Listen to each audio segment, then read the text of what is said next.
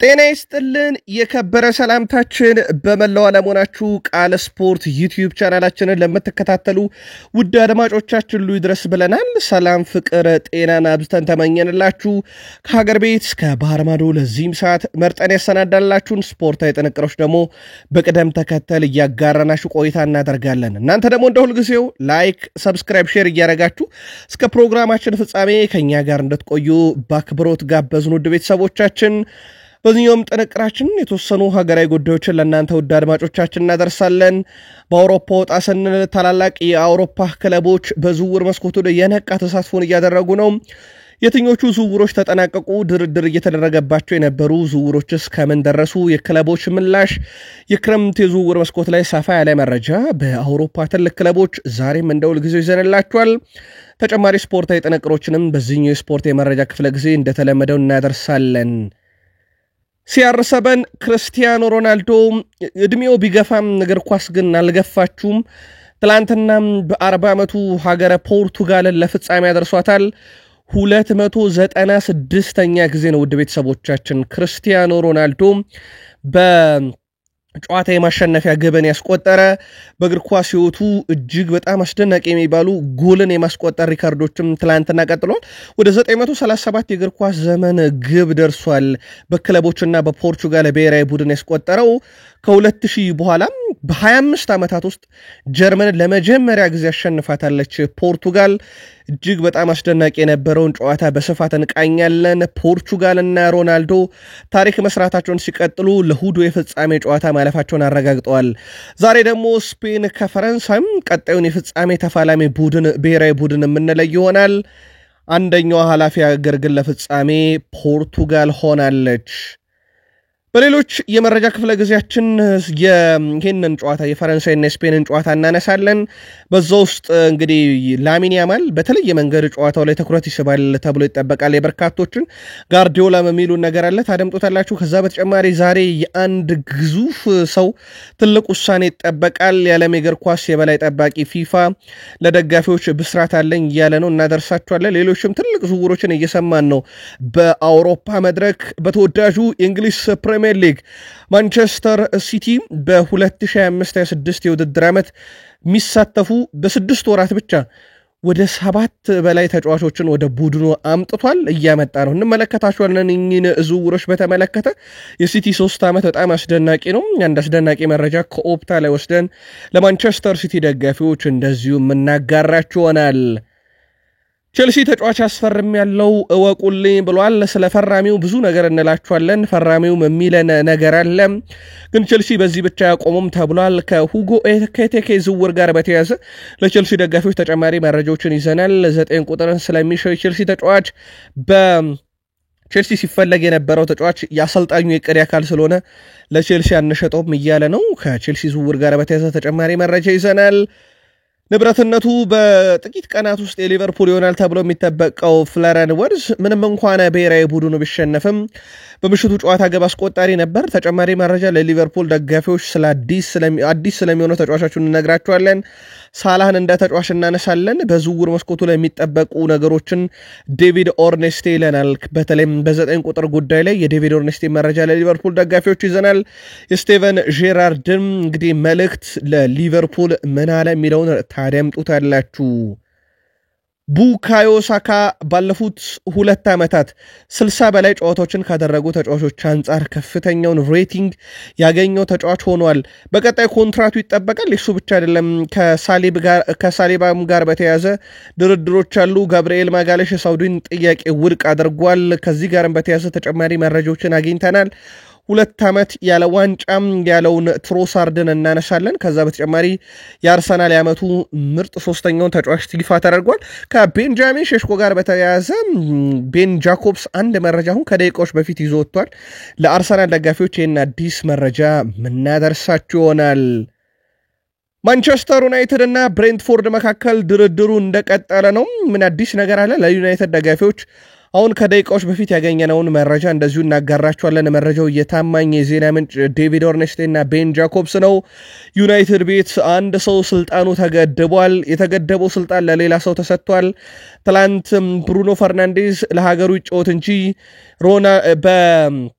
ብሔራዊ ቡድን ደረጃ የፖርቱጋል ብሔራዊ ቡድን ደጋፊዎች የምስጋና መልእክት ለብሩኖ ይዘው መጥተዋል።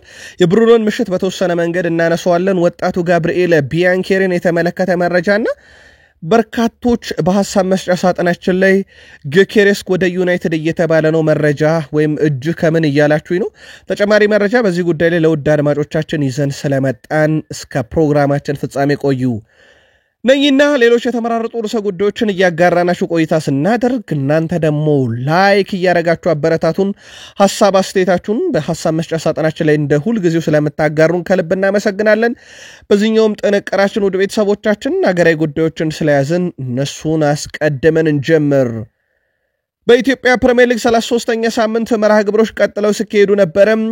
ወላይታ ዲቻ ከፋሲል ከነማ ያደረጉት ጨዋታ በርካቶችን በእንባ ያራጨ ጨዋታ ነበረ። ወላይታ ዲቻ 3-0 በሆነ ውጤት ሲያሸንፍ የፋሲል ከነማ በስቴዲየም የነበሩ ደጋፊዎች ስቅስቅ ብለው ሲያለቅሱ በቴሌቪዥን መስኮቶች ተመለከትን።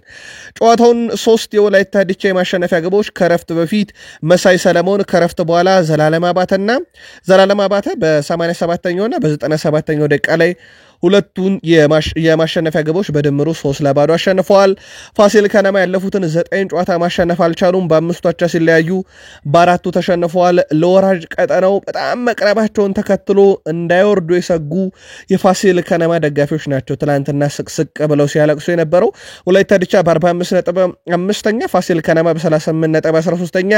የኢትዮጵያ ፕሪሚየር ሊግ ላይ እነኚህ ሁለት ቡድኖች በ34ኛ ሳምንት ኢትዮ ኤሌክትሪክ ከፋሲል ከነማ ማክሰኞ፣ ቀጣይ ሳምንት ሐሙስ ወላይታ ዲቻ ከባህር ዳር ከተማ ጨዋታቸውን ያደርጋሉ። ከወደ አዳማ አካባቢ የወጡ ያሉ መረጃዎች እንደሚያመለክቱት በሁለቱ ክለቦች አሰልጣኝ መካከል ለገላጋይ የቀረበ ጸብ እንደነበረ ነው መረጃዎች ያመለከቱት። በኢትዮጵያ ፕሪሚየር ሊግ ሌላኛው ጨዋታ መቀለ ሰባ እንደርታን አሸናፊ ያደረገ ጨዋታ ነበረ። ሲዳማ ቡናን 1-0 በሆነ ውጤት በቤንጃሚን ኮንቴ 68ኛ ደቂቃ ግብ 1-0 አሸንፈዋል። ሲዳማ ቡና እዛው 46 ነጥብ 4ኛ፣ መቀለ ሰባ እንደርታ በ37 ነጥብ 15ኛ ናቸው። በቀጣይ ሳምንት ሰኞ መቀለ ሰባ እንደርታ ከኢትዮጵያ ቡና፣ ሐሙስ ሲዳማ ቡና ከድሬዳዋ ከተማ በኢትዮጵያ ፕሪሚየር ሊግ 34ኛ ሳምንት መርሃ ግብራቸው እንደዚሁ የሚያከናውኑ ነው የሚሆነው። ውድ ቤተሰቦቻችን በዚህ ሰዓት ደረጃ ሰንጠረዡን ገልጠን ከተመለከትን ኢትዮጵያ መድን በ64 ነጥብ 1ኛ ነው። ኢትዮጵያ ቡና በ55 ነጥብ 2ኛ ነው። ቀጣይ መድን አቻ ከወጣ ፕሪሚየር ሊጉን በድል አድራጊነት ማጠናቀቅ ይችላል። ባህር ዳር ከተማ በ48 ነጥብ 3ኛ፣ ሲዳማ ቡና በ46 ነጥብ 4ኛ፣ ወላይታ ዲቻ በ45 ነጥብ 5ኛ፣ እንደዚሁም ሐዋሳ ከተማ በ44 ነጥብ 6ኛ እያለ ይቀጥላል።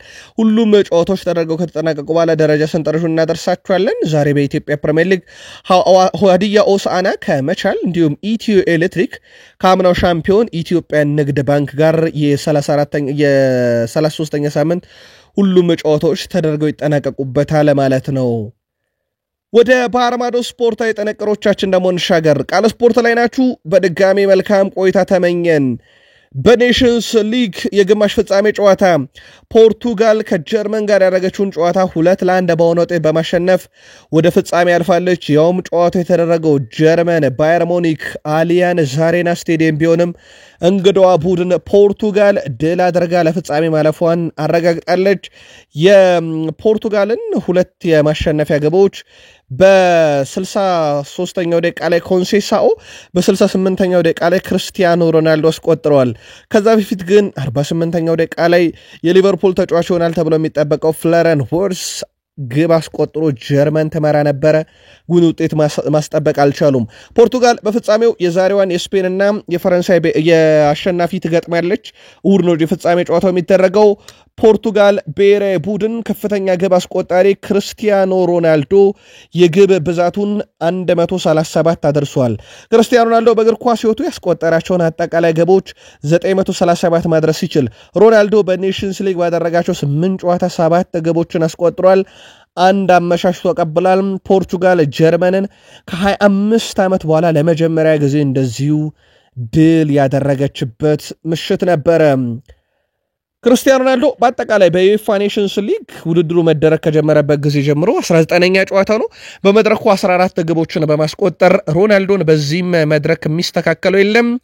እንደ አጠቃላይ ክርስቲያኖ ሮናልዶ ፖርቹጋል ብሔራዊ ቡድን ባደረጋቸው የግማሽ ፍጻሜ ጨዋታዎች ለፖርቹጋል 2004 ዩሮ ኔዘርላንድ ላይ ግብ አስቆጥሯል።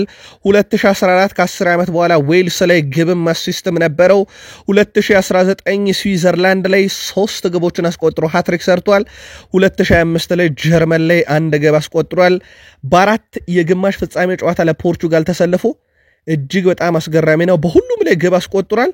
በአራት የግማሽ ፍጻሜ ጨዋታ ለፖርቹጋል 6 ግብ 1 አሲስት አለው። ክርስቲያኖ ሮናልዶ እድሜው 30 ዓመት ከሞላ በኋላ ለፖርቱጋል ያስቆጠራቸው ግቦች ብዛት ብናየው 85 ናቸው።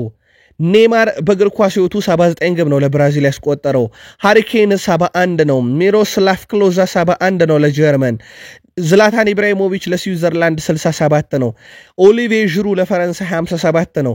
እንደዚሁም ቫን ፐርሲ ለኔዘርላንድ 50፣ ጊጊ ራቪያ የተባለ የጣሊያን ተጫዋች 35 አላቸው። እኚህ ለብሔራዊ ቡድናቸው ከፍተኛ ግብ አስቆጣሪ ናቸው። ያውም ሮናልዶ 30 ዓመት ከሞላው በኋላ ግን ያስቆጠረውን ያህል አላስቆጠሩም። እሱ 85 ግብ ላይ ደርሷል። ይህ በጣም አስደናቂ ሪካርድ ነው። በአጠቃላይ ትላንትናም በሮናልዶ ግብ ነው እንግዲህ ወደ ቀጣዩ ፍጻሜ ማለፋቸውን ያረጋግጡት። ይህም ሲሆን 296ኛው ግብ ናት አንድን ጨዋታ አሸንፎ እንዲወጣ ያስቻለችውና በአጠቃላይ ሮናልዶ እንደዚህ አይነት አስደናቂ ቁጥሮችን ማስመዝገብ ችሏል። ክርስቲያኖ ሮናልዶ በኔሽንስ ሊግ በአጠቃላይ በ8 ጨዋታ 8 ግቦችን ሲያስቆጥር ሁሉም ጨዋታ ላይ አንዳንድ ግብ፣ ፖላንድ ላይ ብቻ 2 ግብ አስቆጥሯል። ክሮሻ፣ ስኮትላንድ፣ ዴንማርክ፣ ጀርመን፣ ፖላንድ አንዳንድ ግብ፣ በሌላ ጨዋታ ፖላንድ ላይ 2 ግብና 1 አሲስት አለው። ክርስቲያኖ ሮናልዶ በእግር ኳስ ሕይወቱ እንዳጠቃላይ 1279 ጨዋታ 937 ግቦች 257 አሲስት 1194 የግብ ተሳትፎ 66ቱ ሃትሪክ ናቸው። 64ቱ ቅጣት ምት 35 ጊዜ ዋንጫዎችን አንስቷል። 5 ጊዜ ባሎንዶር 4 ጊዜ ወርቅ ጫማን ማሳካት የቻለ ተጫዋች ነው። CR7 ክርስቲያኖ ሮናልዶ። ፖርቱጋል ከ2000 በኋላ እንግዲህ ባለፉት 25 ዓመታት ጀርመንን ለመጀመሪያ ጊዜ ረታታለች። ፖርቱጋል በጀርመን ሜዳ ሄዳ ደግሞ ከ1985 በኋላ ትላንት ድል አደረገች። ሮናልዶም ያለፉትን 5 ከጀርመን ጋር ያደረገ ጨዋታ ተሸንፎ ነበረ። ትላንትና ድል አደረገ። የፖርቱጋል ብሔራዊ ቡድን ከክርስቲያኖ ሮናልዶ በፊት ፍጻሜ ደርሳ አታውቅም። የፖርቱጋል ብሔራዊ ቡድን ክርስቲያኖ ሮናልዶን በብሔራዊ ቡድን ማሳተፍ ከጀመረች በኋላ 4ኛ ፍጻሜ። የፖርቱጋል ብሔራዊ ቡድን ከክርስቲያኖ ሮናልዶ በፊት ምንም ዋንጫ የላትም። የፖርቱጋል ብሔራዊ ቡድን ሮናልዶን ወደ ብሔራዊ ቡድን ስታካተት 2 ዋንጫዎችን አሳክታለች። ሮናልዶ እድሜው ቢገፋም እግር ኳስ ግን አልገፋችውም።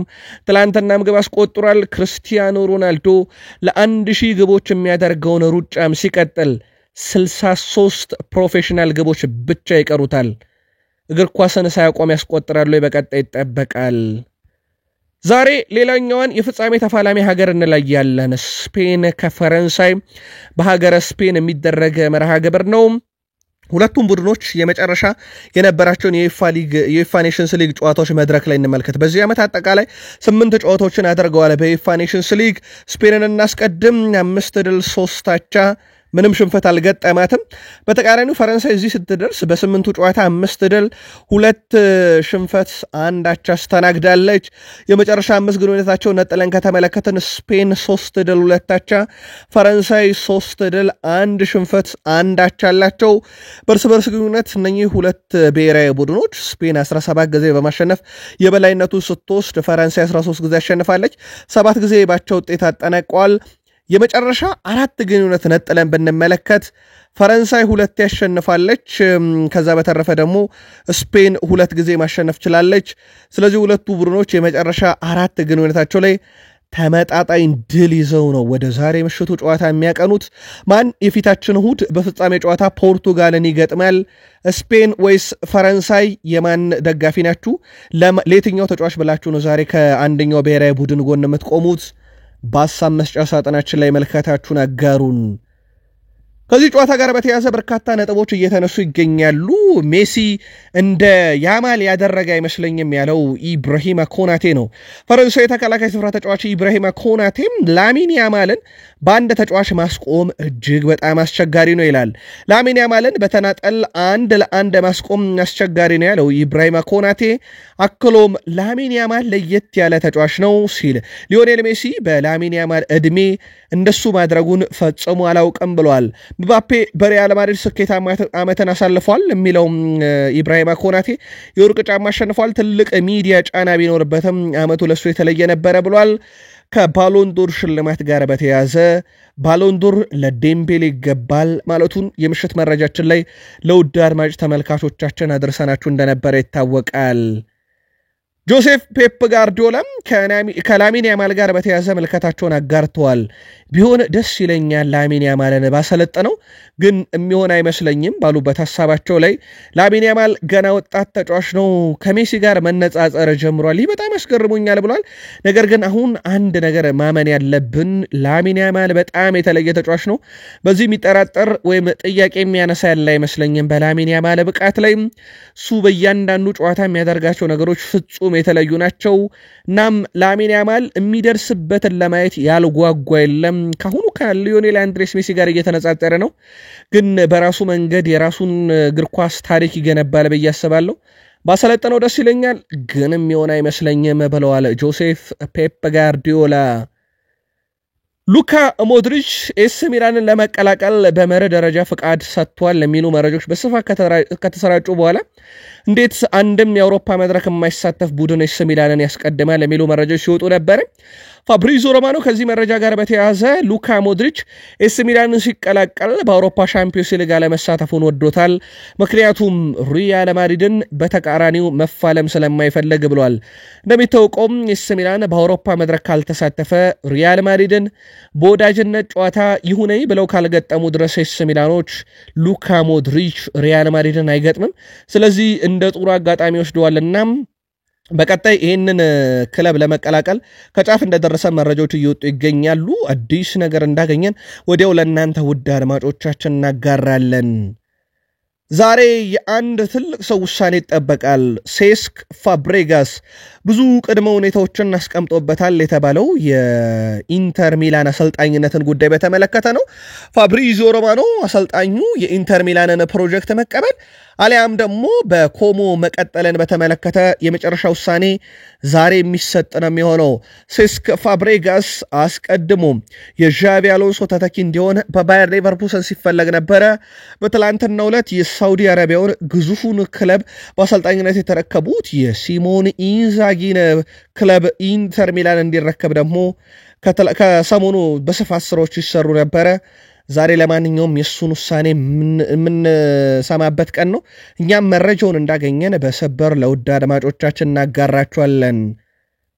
የዓለም ክለቦች ዋንጫ ውድድር አዘጋጅ ፊፋ የውድድር የመክፈቻ ጨዋታ ትኬት ተሽጦ ባለመጠናቀቁ ምክንያት የትኬት ዋጋ ለመቀነስ ተገድጃለሁ ብለዋል። ኢንተር ማያሚ ከግብፁ አል አህሊ ጋር የሚያደርጉት የመክፈቻ ጨዋታ በ10 ሺዎች የሚቆጠር እንግዲህ ዶላር ዋጋ ያላቸው ትኬቶች ተሽጠው እንዳልተጠናቀቁ ተነግሯል። ይህንም ተከትሎ ፊፋ የጨዋታው መክፈቻ ባዶ ወንበሮች ሊኖሩ ይችላሉ በሚል ፍራቻ የትኬት ዋጋን አውርጃለሁ ብለዋል። የጨዋታው ስቴዲየም የመግባት ትኬት ዝቅተኛው ከ349 ለሁለተኛ ጊዜ ቅናሽ ተደርጎበት $55 መደረጉ ተዘግቧል። እስካሁን ለጨዋታ የተሸጡ ትኬቶች ከ20 ሺህ በታች መሆናቸው የተዘገበ ሲሆን ፊፋ በበኩሉ ቁጥሩ ከዚህ ይበልጣል ሲል አስተባብሏል። የመክፈቻ ጨዋታው በኢትዮጵያን አቆጣጠር ቅዳሜ ሰኔ 7 2017 ዓ.ም 65,000 በላይ ተመልካች የመያዝ አቅም ባለው ሃርድ ሮክ ስቴዲየም ነው የሚደረገው። ፊፋ ከዚህ ይበልጣል ባለው የትኬት ሽያጭ እስካሁን ተሸጠው ተጠናቀቁ የሚባሉት 20 ሺህ ትኬቶች ከሆኑ የስቴዲየሙ አብዛኛው ወንበሮች ክፍት ነው የሚሆኑት። ምክንያቱም ስቴዲየሙ 65,000 ደጋፊዎችን ስለሚይዝ ማለት ነው። ፊፋ በዓለም ክለቦች ዋንጫ በርካታ ተቃውሞ እንደገጠመው ይታወቃል። ከዚህ ጋር በተያያዘው ውድ ቤተሰቦቻችን ለሚቀጥሉት 4 ዓመታት የተለየ ባጅ በአርማው ላይ ያደርጋል በማሊያው ላይ ያደርጋል አሸናፊው ክለብ ብለናችሁ ነበረ። በዚህ መሰረት ፊፋ በሚቀጥሉት 4 ዓመታት በማሊያቸው ላይ የሚያደርጉት የተለየ ባጅ ይህ ምስላችን ላይ የምትመለከቱት ወርልድ ቻምፒዮንስ ፊፋ የሚል የዓለም ክለቦች ዋንጫን ምስል የያዘ አርማ ነው የሚደረገው። ስለዚህ ይሄንን ለመጀመሪያ ጊዜ በበርካታ ክለቦች መካከል የሚደረገውን የዓለም ክለቦች ዋንጫ አሸንፎ ለሚቀጥሉት 4 ዓመታት መለያው ላይ ማን ይሄን ባጅ ያስለጥፋል ለሚለው ደግሞ በቀጣይ በጉጉት የሚጠበቅ ነው የሚሆነው። በርካቶች ግን የአውሮፓ ግዙፍ ክለቦች በሌሉበት ውድድሩ አጓጊ ሊሆን አይችልም የሚል የግል መልካታዎችን ከሰሞኑ በቃል ስፖርት ዩቲዩብ ቻናል የሀሳብ መስጫ ሳጥናችን ላይ ስታጋሩ ነበር። አልሂላል ለቪክተር ኦስሜን ይፋዊ ዝውውር ጥያቄ ለማቅረብ ወስነዋል። ኦስሜን ከአልሂላል ቁልፍ ኢላማዎች አንዱ እንደሆነ ይታወቃል።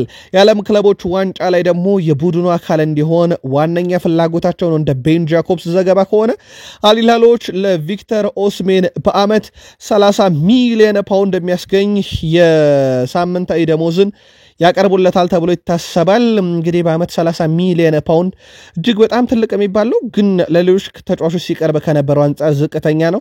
ለአብነት የብሩኖ ፈርናንዴዝ ወደ 67 ሚሊዮን ፓውንድ ይጠጋ ነበረ። ኦልሞስት ከግማሽ ያነሰ ነው ለቪክተር ኦስሜን ይቀርባል የተባለው። ቀጣይ ሂደቶች ይጠበቃሉ። አልሂላል ምን ያህል ርቀት ይሄዳል፣ ይፋዊ ዝውውር ጥያቄውንስ ለናፖሊ ያቀርባሉ የሚለው ጉዳይና ከተጫዋቹ ጋር በቀጣይ የሚያደርገው ድርድር ይጠበቃል። መረጃው የታማኙ የዜና ምንጭ ቤን ጃኮብስ ነው። ቃል ስፖርት ዩቲዩብ ቻናላችን ላይ ትገኛላችሁ። ከሀገር ቤት እስከ ባህር ማዶ የተመራረጡ ስፖርታዊ ጥንቅሮችን እያጋራናችሁ እንገኛለን። ከተወዳጁ የእንግሊዝ ፕሪሚየር ሊግ ታላላቅ ክለቦች ብቻ ወዳገኘናቸው ዕለታዊ መረጃ ስንሸጋገር እናንተ ደግሞ ላይክ እያረጋችሁ ስለምታበረታቱን ከልብ እናመሰግናለን።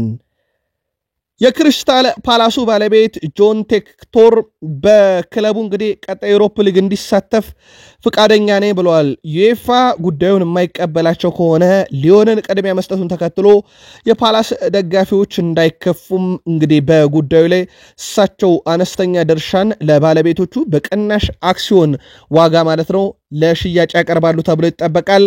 እናም ቅርብ የሆኑ የክሪስታል ፓላስ የዜና ምንጮች ይህም መረጃ ይዘውት እየወጡ ነው። ፓላስ ቤት ከሰሞኑ ጉዳዩ በጣም አሳሳቢና አነጋጋሪ ሆኖ እሳቸውም እንግዲህ ከዩኤፋ ጋር ድርድር ላይ መሆናቸውን እኛም ነግረናችሁ ነበረ። ነገር ግን የማይሳካ ከሆነ በቅናሽ ለመሸጥ ፈቃደኛ ናቸው። ምክንያቱም ክሪስታል ፓላስ መድረኩን እንዳያመልጠው በሚል ማለት ነው።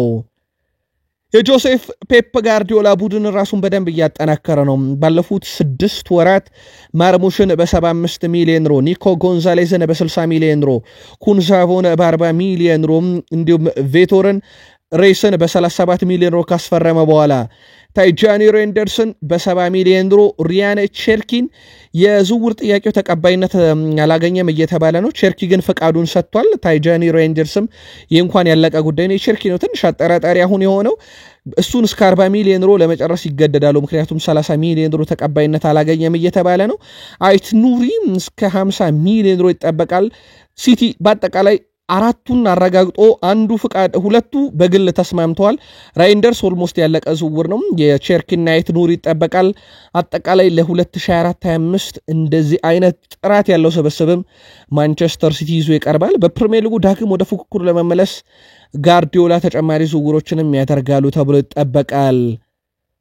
ማንቸስተር ሲቲ ዘንድሮ 71 ነጥቦችን ይዞ ያጠናቅ እንጂ ወይም በጣም መጥፎን ሲዝን ያጠናቅ እንጂ ባለፉት 3 ዓመታት ማንቸስተር ሲቲ ሁለቱን ሻምፒዮን በሆነባቸው 2023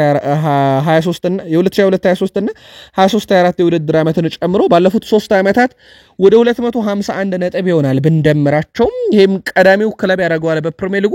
በእነኛ ዓመታት 2 የፕሪሚየር ሊግ ዋንጫን አሳክቶበታል። አርሰናል ባለፉት 3 ዓመታት በርካታ የፕሪሚየር ሊግ ነጥብ የሰበሰበ ሁለተኛው ቡድን ቢሆንም የፕሪሚየር ሊግን ዋንጫ ግን አላሳካበትም። ወደ 247 ነጥብ ሰብስቧል። ሶስተኛ ደረጃ የምናገኘው ሊቨርፑልን ነው። ወደ 233 ነጥብን ሰብስቧል። በ3 ዓመት ቢያንስ አንድ የፕሪሚየር ሊግ ዋንጫን አሳክቶበታል። ኒካስል 4ኛ፣ አስቶን ቪላ 5ኛ፣ ዩናይትድ 6ኛ በርካታ ነጥብ የሰበሰበው ክለብ ነው። ባለፉት 3 ዓመታት ቼልሲ 7ኛው በርካታ ነጥብ የሰበሰበ ነው። ቢግ ሲክስ ግን ቀስ በቀስ የተወሰኑ ክለቦች እየራቁት ይመስላል። በተለይም ዩናይትድ፣ ቼልሲ እና ቶትንሃም ከዚህ መድረክ ራሳቸውን እያራቁ ይመስላል። ለማንኛውም ማንቸስተር ሲቲ፣ አርሰናል፣ ሊቨርፑል ባለፉት 3 ዓመታት በርካታ ነጥብ በመሰብሰብ ከፊት ያሉ ክለቦች ናቸው። የምዕራብ ለንደኑ ክለብ ቼልሲ የኢፕስዊች ታውኑን የፊት መስመር ተጫዋች ሊያም ዴላፕን ማስፈረማቸውን እወቁልን ብለዋል። በእርግጥ አስቀድሞ የተጠናቀቀ ዝውውር ነበር፣ ቼልሲ ይፋ አላደረገውም እንጂ ሰማዮቹ የተጫዋቹን ኮንትራት ማፍረሻ 30 ሚሊዮን ፓውንድ በመክፈል የ6 ዓመት ኮንትራት አስፈርመውታል። ዴላፕ ከፊርማው በኋላ ቼልሲ ምን ያህል ታላቅ ክለብ እንደሆነ አውቃለሁ፣ ለማደግ ጥሩ ቦታ ይሆናል ብለዋል። አክሎም ክለቡ ተጨማሪ ዋንጫዎች እንዲያሸንፍ እንደምረዳና ስኬታማ እንደመሆን ተስፋ አደርጋለሁ በማለት ተናግረዋል። ወደ ቼልሲ መምጣት የፈለኩት ዋንጫ ለማሸነፍ ነው። የክለቡ ኃላፊዎች ሳነጋግር ሁሉም ሰው ምኞቱ ከፍ ወዳለ ደረጃ የመመለስ እንደሆነ ነገሩኝ። እኔም ተቀበልኩ፣ ተስማማው ቢልም በርካቶች ግን ከዩናይትድ አስበልጦ ቼልሲን የመረጠበት ዋነኛ ምክንያት የአውሮፓ ሻምፒዮንስ ሊግ መድረክ ነው ሲሉ ነበረ። ሊያም ዴላፕ ግን ዋንጫ ለማሸነፍና ለእድገቴ ትክክለኛው ቦታ ስለሆነ ነው ቼልሲን የመረጥኩት ሲል ተደምጧል። ሊያም ዴላፕ 2024-25 ሲዝንን ከወራጁ ኢፕስዊች ታውን ጋር ነበር ያሳለፈው። አጠቃላይ ወደ 37 የሚጠጉ የፕሪሚየር ሊግ ጨዋታ አድርጎም 12 ግቦችን 2 አሲስቶችን አድርጓል። በአጠቃላይ በ37 ጨዋታ 14 የግብ አስተዋጽኦ አለው። አሁን የቼልሲ ተጫዋች ሆኗል። ለማሬስካ አዲስ ሰው አይደለም። በቼልሲ አካዳሚ ውስጥ አብረው ሰርተዋል። ስለዚህ ከሚያውቀው አሰልጣኝ ስር ይጫወታል ማለት ነው።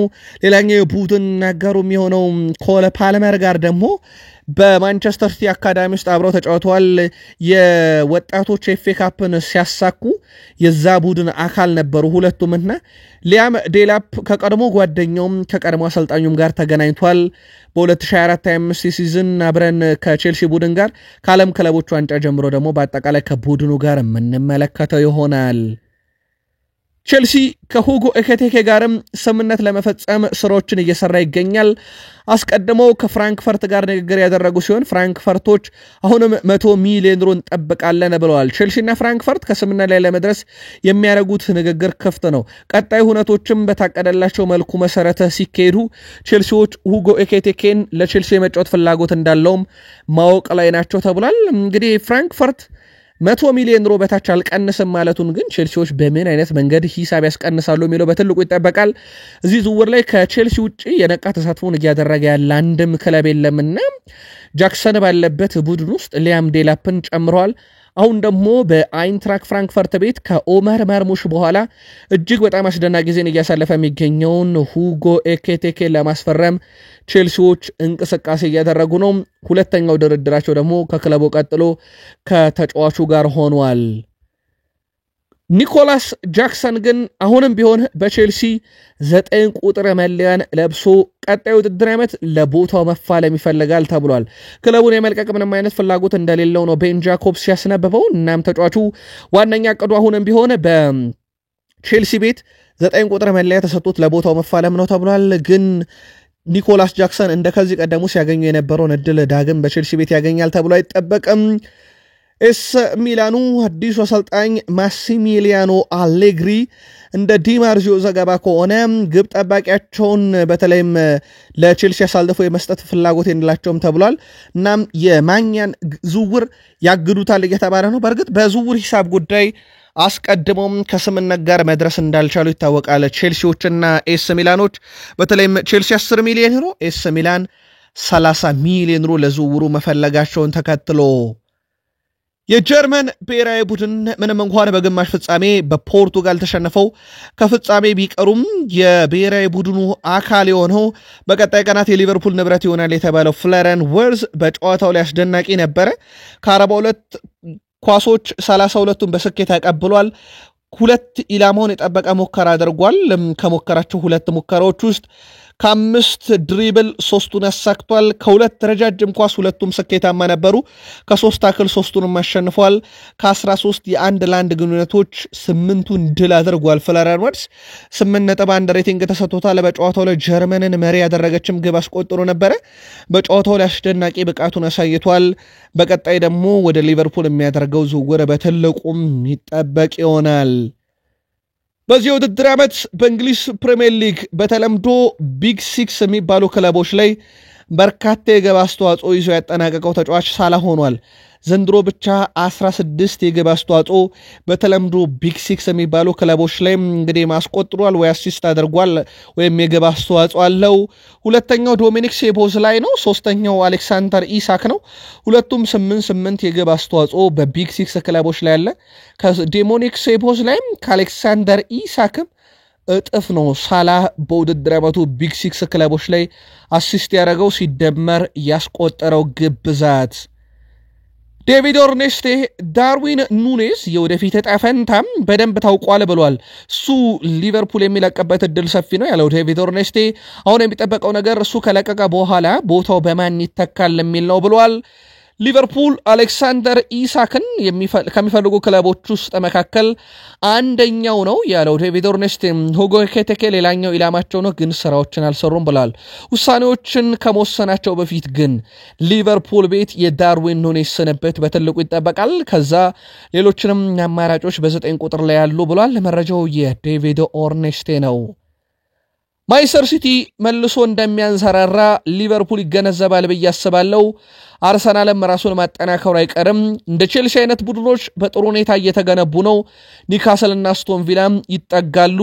ቀጣይ ዓመት እነዚህ ቡድኖች ናቸው ሊቨርፑልን የመፎካከር አቅም ያላቸው ብሏል ስቴቨን ጄራርድ። እናም ቀጣይ ስንዘጋጅ መዘጋጀት ያለብን ለሲቲና ለአርሰናል ብቻ ሲሆን ቼልሲ፣ ኒውካስል ዩናይትድ እና አስቶን ቪላንም ብሏል። በዚህ ውስጥ አምርሮ የሚጣላውን ዩናይትድን ስሙን አላካተተም። በተመሳይ በዘንድሮ ፕሪሚየር ሊግ መጥፎ ዓመት እንደ ዩናይትድ ያሳለፈውን ቶትናምም ለክለቤ ቀጣይ ለሊቨርፑል ስጋት ይሆናል ካላቸው ክለብ ውስጥ አላካተተም። የቀድሞ የሊቨርፑል ሌጀንድ ስቴቨን ጄራርድ ቡካዮ ሳካ ባለፉት 2 ዓመታት በእንግሊዝ ፕሪሚየር ሊግ የሱን ያህል ከፍተኛ ሬቲንግ ያገኘ ተጫዋች አናገኝም። ባለፉት 2 የፕሪሚየር ሊግ የውድድር ዘመናት 60 ጨዋታዎች በላይ ከተጫዋቾች ከፍተኛው ሬቲንግ ያገኘው ሳካ ሆኗል። 7.55 ሬቲንግ ነው ባለፉት 2 ዓመታት በአማካይ በጨዋታ ያገኘው ማለት ነው። ሳካ ለአርሰናል ምን ያህል ወሳኝ ተጫዋች እንደሆነ ሌላ ማሳያ ቁጥር አድርገን ልንወስደው እንችላለን። ሳላ ሁለተኛው፣ ኮል ፓልመር ሶስተኛ፣ ኤርሊንግ ብሮት ሃላንድ አራተኛ፣ ብሩኖ ፈርናንዴዝ አምስተኛ ነው። እነዚህ ተጫዋቾች ከሞላ ጎደል ከጉዳት ነፃ ሆኖ ጨዋታ አድርገዋል። ምናልባት የተወሰነ ሃላንድ ላይ ልናነሳ እንችላለን። አብዛኛው ጨዋታ ግን ለክለቦቻቸው ተጫውተዋል፣ ለክለቦቻቸው ቁልፍ ነበሩ። ቡካዮ ሳካ ግን በእነኚህ 2 ዓመታት ውስጥ ከፍተኛውን ሬቲንግ ያገኘ ተጫዋች መሆን ችሏል። አርሰናል ሳሊባ፣ ቡካዮ ሳካ፣ ማጋሌሽን ኮንትራት በተመለከተ ስራዎችን እየሰሩ ነው። ቢቢሲ ስፖርት አምደኛው ሳሚ ሞክቤልም ይህንን መረጃ አረጋግጦታል። የዊሊያም ሳሊባንም የቡካዮ ሳካንም ኮንትራት ማስፈረም በተለይም በጥብቅ እየሰሩበት ነው። ጋብርኤል ማጋሌሽ በቅርቡ እስከ 2030 የሚያቆየውን አዲስ ኮንትራትም ይፈራረማል ተብሏል። ጋብርኤል ማጋሌሽ በቅርቡ እስከ 2030 የሚያቆየውን ኮንትራት ሲፈርም ማጋሌሽ ከሳውዲ አረቢያ የመጡለትን አማላይ ጥያቄዎች ውድቅ በማድረግም ጭምር ነው። ጋብርኤል ማጋሌሽ ከሳውዲ አረቢያ ረብጣ ብሮች ከቀረቡላቸውና ውድቅ ካደረጉ የዘንድሮ የዝውውር መስኮት ላይ ትልቅ ተጫዋቾች ውስጥ አንደኛው ነው። የሳውዲ ክለብ በ3 እጥፍ ደሞዙን ጨምሮ ነበረ አሁን ከአርሰናል ቤት በሚያገኘው ኮንትራት ሊያስፈርሙት የፈለጉት፣ ግን በዛው በአርሰናል እስከ 2030 የቀረበለትን ኮንትራት ይፈርማል ተብሏል። 2 ዓመታት ለዋንጫ ተቃርበን ዋንጫ ማግኘት አልቻልንም። ሁላችንም በብስጭትና በልህ ነው አዲሱን ዓመት የምንጀምረው ብሏል ትሮሳርድ። ደጋፊውን መካስ የምንችለው ዋንጫ በማምጣት ነው። ደጋፊዎችን ይቅርታ መጠየቅ እፈልጋለሁ፣ ግን እርግጠኛ መሆን የምፈልገው ቀጣይ ዓመት ደጋፊዎችን በዋንጫ እንደምንከሳቸው ነው ብሏል። ከሰሞኑ ማርቲን ኦዴጋርድ፣ ዊሊያም ሳሊባም ይህንን ሐሳብ በትልቁ ሲያነሱት ነበረ። ቀጣይ ዓመት 2ኛ ሆኖ ስለመጨረስ ወይም የአውሮፓ ሻምፒዮንስ ሊግ ደረጃ ውስጥ ይዞ ስለማጠናቀቅ ብቻ አይደለም እያሰብን ያለነው ዋንጫዎችን ስለማንሳትም ጭምር ነው እያሉ ነው። አርሰናል ለ3ኛ ጊዜ 2ኛ ወጥቷል። ለ4ኛ ጊዜ ምን ያሳካል ለሚለው በቀጣይ ዓመት ሲጠበቅ፣ ተጫዋቾቹ ግን ከወዲሁ ዋንጫ አሳክተን ደጋፊውን የምንከስበት ነው እያሉ ነው። ዴቪድ ሪያ የአርሰናል የውድድር ዓመቱ 3ኛው ምርጥ ተጫዋች ተብሎ ተመርጧል። በየዕለቱ ይፋ ይደረጋል። ዛሬ 2ኛ የሚወጣው ተጫዋች ይፋ ይደረጋል። በቀጣይ ቀን ደግሞ 1ኛ የሚወጣው ተጫዋች ይፋ ይደረጋል። ዴቪድ ሪያ ግን ዓመቱን ሙሉ ባሳየው ብቃት የአርሰናል የውድድር ዓመቱ 3ኛው ተብሎ ተመርጧል። እንደሚታወቀው ዴቪድ ሪያ ከቀጣይ የውድድር ዓመት ጀምሮ በአርሰናል ቤት የ1 ቁጥር መለያን ለብሶ ይጫወታል። የአርሰናል አዲስ ግብ ጠባቂ እንኳን ቢያስፈርም የዴቪድ ሪያ ተቀያሪ የሚሆን እንጂ ዴቪድ ሪያን የሚያስቀምጥ እንዳልሆነ ይታወቃል። አርሰናል ቤንጃሚን ሼሽኮን በ70 ሚሊዮን ዩሮ አሊያም ከተሳካ በድርድር ከዛ በታች የማስፈረም ፍላጎት ነው ያላቸው። ሌፕዚግ ለውጥ ካሳዩ ዝውውሩ ላይ በሚቀጥሉት ጥቂት ቀናቶች ውስጥ እድገት ይኖራል ተብሎ ሲጠበቅ አርሰናል ግን ላለፉት 3 ቀናት ከሌፕዚግ ጋር ተገናኝተው ተጫዋቹን ማስፈረም በሚችሉበት ሂደት ላይ ውይይቶችን ሲያደርጉ ከሌፕዚግ 100 ሚሊዮን ዩሮ የጠበቃቸው አርሰናሎች ግን በ70 ሚሊዮን ዩሮ እና ከዛ በታች ለመጨረስ የተቻላቸውን ሁሉ ያደርጋሉ። በዚህ ምክንያት ዝውውሩ ሊዘገይ የሚችልበት ሰፊ ድል እንዳለ ነው ቤን ጃኮብስ ያስነበበው እና አርሰናል በአንድሪያ ቤርታ ፊት አውራሪነት እየተመሩ ድርድሩን በምን አይነት መንገድ ያሳኩታል የሚለው በትልቁ ይጠበቃል። ማይክል አርቴታ ተጫዋቹን አሳምኖታል ለአርሰናል እንዲጫወት። በእርግጥ ማይክል አርቴታ በዚህ ረገድ በጣም ይደነቃሉ። የአውሮፓ ውስጥ ግዙፍ ተጫዋቾችን ፕሮጀክት አሳምኖ ወደ ቡድኑ በማምጣት ቀጣይ ሌፕዚግን ማሳመን ነው የሚቀራቸው። ማንቸስተር ዩናይትዶች ብሪያን ምቤሞን ከብሬንትፎርድ ለማስፈረም የመጀመሪያው ዝውውር ጥያቄ 45 ሚሊዮን ዩሮ ሲደመር 10 ሚሊዮን ዩሮ በጥቅሉ 55 ሚሊዮን ዩሮ እንግዲህ ክፍያን አቀርበዋል። 45 ሚሊዮን ዩሮ ለዝውውሩ የሚከፈል 10 ሚሊዮን ዩሮ ደግሞ የተጫዋቹ ብቃት ማንቸስተር ዩናይትድ በሚያሳካቸው ክብሮችና ድሎች ላይ በተመረኮዙና ሌሎች መስፈርቶችን ባሟላ መልኩ የሚከፈል ሲሆን አጠቃላይ ዝውውር ሂሳቡ 55 ሚሊዮን ዩሮ ይሆናል ማለት ነው። በርከት ያሉ የዜና ምንጮች አስቀድመው እንዳረጋገጡት በብሬንትፎርድ በኩል ግን ልክ እንደ ማቲያስ ኩና ሁሉ 60 ሚሊዮን ዩሮ በላይ የመጀመሪያ የዝውውር ጥያቄን ይፈልጋሉ ወይም አጠቃላይ ዝውውር ሂሳቡ እዛ እንዲጠናቀቅ ይፈልጋሉ። ከዛ በኋላ ነው የቦነስ ክፍያዎችን መጠየቅ የሚፈልጉትና ምናልባትም እንደ ብሬንትፎርድ እቅድ ከሆነ 60 ሚሊዮን ዩሮ በቀጥታ የሚከፈል 10 ሚሊዮን ዩሮ የተጫዋቹ ብቃት እየታየ አሊያም 5 ሚሊዮን ዩሮ የተጫዋቹ ብቃት እየታየ የሚጨመር ሂሳብን ነው የሚፈልጉትና ይህ ነገር ውድቅ መደረጉ የሚቀር አይመስልም። ስለዚህ በርካታ የዜና ምንጮች ይህ ጥያቄ ወዲያው ውድቅ መሆኑ አይቀርም እያሉ ነው። በብሬንትፎርድ በኩል ድርድሮች ግን ይቀጥላሉ ተብሎ ይታሰባል። የብሬንትፎርድ የ45 ሲደመር 10 ሚሊዮን ዩሮ ይፋዊ ጥያቄን ምላሽ ደግሞ እንዳገኘን ለውድ አድማጮቻችን እናደርሳቸዋለን። የማንቸስተር ዩናይትድ አመራር ቦርድና የኤኖስ ድርጅት ዋና ስራ አስፈጻሚ ሰር ዴቭ ብሬስፎርድ ከአንድ ዓመት ቆይታ በኋላ በማንቸስተር ዩናይትድ ቤት በስፖርቱ ዘርፍ ያላቸው ሚና እንዲቀንስ እና ወደ ድሮ ሚናቸው ብቻ እንዲመለሱ ተደርጓል። በእርግጥ በምክንያት ነበር እሳቸው ስራ የተሰጣቸው የዳይሬክተርነት ሚናቸው እንዲወጡ ከሰር ጂም ራትክሊፍ ትእዛዝ ተሰጥቷቸዋል። አሁን ወደ ዋና ስራቸው ይህንም ተከትሎ ሰር ዴቭ ብሬስፎርድ ከዚህ በኋላ በማንቸስተር ዩናይትድ ስፖርታዊ ውሳኔዎች ላይ እምብዛም ሐሳብ ሰጪ አይሆኑ ማለት ነው። ይልቁንስ ጄሰን ዊልኮክስ የማንቸስተር ዩናይትድ አዲሱ እግር ኳስ ዳይሬክተር ሆነው በትላንትናው ዕለት ሹመት ሲሰጣቸው ሰር ዴቭ ብሬስፎርድ ደግሞ ተጨማሪ የነበረው ኃላፊነታቸውን ትተው ወደ ቀደመ ስራቸው የሚመለሱ ይሆናል። ስለዚህ ማንቸስተር ዩናይትድ ቤት እግር ኳሳዊ ጉዳይ ላይ ጄሰን ዊልኮክስ ከአሰልጣኝ ሩበን አሞሪም ጋር ስራቸውን አጠናክረው የሚቀጥሉበት ኃላፊነትን በትላንትናው ዕለት በዩናይትድ በኩል በሹመት አግኝተዋል። እስካሁን 2 ዝውውሮች ላይ ትልቅ ስራዎችን ሰርተዋል። ኩናሃን አስፈርመዋል። የብሪያን ምቤሞ በቀጣይ ይጠበቃል። በቀጣይ ደግሞ የብሩኖ ፈርናንዴዝ በቡድኑ መቆየት ሌሎች ተጫዋቾችንም ወደ ዩናይትድ ለመሳብ ምክንያት ይሆናል ተብሏል። ብሩኖ ፈርናንዴዝ በማንቸስተር ዩናይትድ መቆየቱን ካረጋገጠ በኋላ ደጋፊዎች ባሉበት ለመጀመሪያ ጊዜ ትላንትና ጨዋታ አድርጓል። ፖርቱጋልን ወክሎ ነው ጨዋታ ያደረገው። ታዲያ በስቴዲየም ብሩኖ በማንቸስተር ዩናይትድ ስለቆየ እናመሰግናለን የሚሉ በርካታ ባነሮችን የያዙ ደጋፊዎችን በስቴዲየም ውስጥ ተመልክተናል። ብሩኖ ለፖርቹጋል ቢጫወትም ለዩናይትድ በመቆየት ምስጋናችን ይድረስ ብለውታል። ትላንትና ብሩኖ ፈርናንዴዝ 58 ኳስ ነክቷል። 9 የአንድ ለአንድ 7ቱን አሸንፏል። 6 ጊዜ ኳስ ቀማ፣ 6 ክሮስ አረገ፣ 3 ታክል፣ 3 ጥፋቶች ተሰሩበት፣ 3 የግብ ዕድሎችን ፈጠረ፣ 1 ታክል በተሳካ ሁኔታ ፈጽሟል። ብሩኖ ፈርናንዴዝ ትላንትና ለሀገሩ ሲጫወት እንደዚህ አይነት ቁጥሮችን ይዞ ነበረ ጨዋታውን ያጠናቀቀው። በዩናይትድ ዋና ቡድን ውስጥ የመካተትና በትልቅ ደረጃ የመጫወት ህልም አለኝ። እዚህ ደረጃ ላይ ለመድረስ ጠንክሬ መስራት እንዳለብኝ ያውቃለሁ ብለዋል ጋብርኤል ቢያን ኬሪ ይህን ስም እንዳትረሱት ብለናል። በዋናው ቡድን ስብስብ ውስጥ መካተት ለኔ ህልም ቢሆንም ወደፊት እንደማሳካው ቃለው ብሏል። በቀጣይ ካናዳ ብሔራዊ ቡድን ይወክላል ተብሏል። ለዌልስ አንደር 70 ሲጫወት ነበረ፣ ግን አሁን በቀጣይ የካናዳ ብሔራዊ ቡድን ወክሎ ነው ለዋናው ቡድን የሚጫወተው የሚሉ መረጃዎች በስፋት ወጥቶ አድርሰናቸዋል። ጋብሪኤል ቢያንኬሪም የሩበን አሞሪም ቡድን ሰብሮ የመግባት እቅድ እንዳለውና ለማንቸስተር ዩናይትድ ዋናው ቡድን መጫወት ህልሜ ነው ብሏል። ሲድናይ የግብ አዳኝ ቪክተር ጊዮኬሬስ ስሙ ከዩናይትድ ጋር በስፋት እየተያዘ በርከት ያሉ አድማጭ ተመልካቾቻችንም በሐሳብ መስጫ ሳጥናችን ላይ ጥያቄው ስታደርሱን ነበረ። ምናልባት መረጃዎቻችንን ከሰሞኑ ተከታተላችሁን ከነበረ ማንቸስተር ዩናይትድ ከብሪያን መቤሞ ቀጥሎ 9 ቁጥር ላይ እንደሚሰራና ከቪክተር ጊዮኬሬስና ከቪክተር ኦስሜን አንዳቸውን ወደ ቡድኑ ለማምጣት ስራ እንደሚሰራ፣ ነገር ግን ጊዮኬሬስ ከአውሮፓ መድረክ ቪክተር ኦስሜኔ ከበድ ያለ ሳምንታዊ ደሞዝ ለዩናይትድ ፈተና ይሆናልና በቀጣይ ቀናት ስራዎችን ይሰሩበታል የሚል መረጃን እንዳደረስናችሁ የዘውትር ተከታታዮቻችን ታውቁታላችሁ።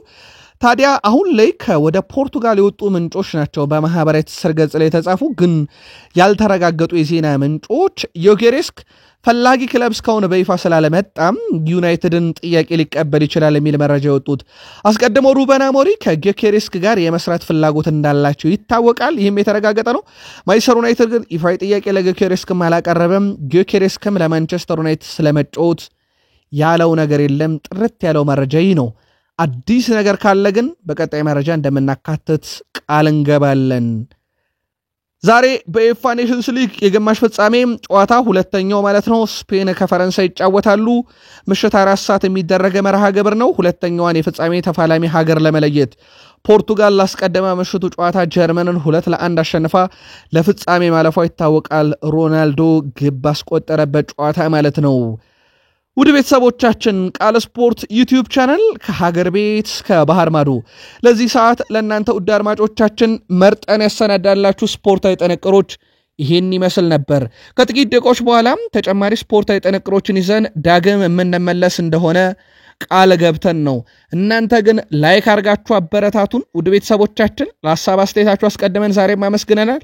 እኛን ማግኘት ካሻችሁ ሰብስክራይብ አርጋችሁ የደወል ምልክቷን በሐሳብ መስጫ ሳጥናችን ላይ መልእክት ልንልክላችሁ የምንችለውን የትኛውንም ሐሳብ መስጫ የምትገኙበትን አድራሻ ልታስቀምጡልን ትችላላችሁ። ሰናይ ጊዜ